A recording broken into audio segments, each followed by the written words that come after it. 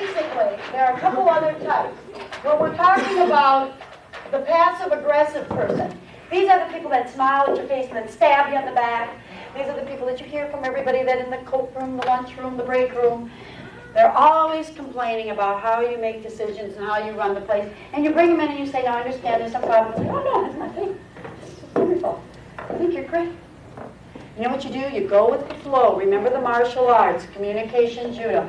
Well, James, if you think everything is so great, I didn't realize you were my primary supporter. I was hearing that you were really upset about the fact that you've worked here 17 years and you haven't gotten a raise, but as long as you feel so good about it, I guess there's no reason to change anything. Then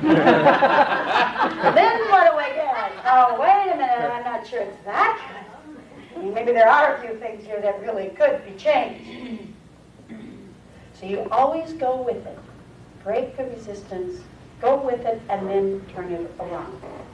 So with the passive-aggressive person, you take what they're saying, their denial, their lies, you exaggerate it so that they just kind of want to on it.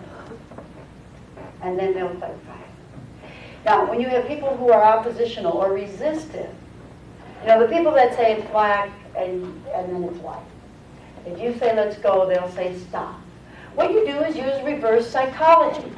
And simply, it kind of reminds me of the situation where the woman was complaining that Harvey would always leave his beer cans on the coffee table. So one day they came in and I said, Harvey, for 1 week I want you to leave every single beer can on that coffee table. Don't you ever remove one of them. What happened?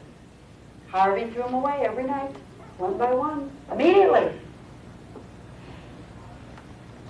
Reverse psychology, paradoxical intent. If they tend to do the opposite of whatever you're suggesting, you do the opposite, and then you're on the same side. If I say it's black and then you say it's white, I'll say it's white, and then we agree, and you don't even know it. So you use the reverse psychology. Now, what do you do with the kind of person who is real passive? You know, they're afraid to speak up. They probably grew up in a family where children should be seen and not heard, and they forget that they are no longer a child. With them, you need to give them lots of permission, lots of support, lots of reinforcement. Look, I really value what you have to say, BJ. And know it's important. Allow them to have structure. They don't like surprises. They tend not to be spontaneous. Then let them leave and say, you know, if you want to think about it, I value what you can put into this whole project.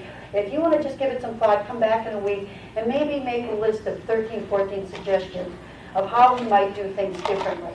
They like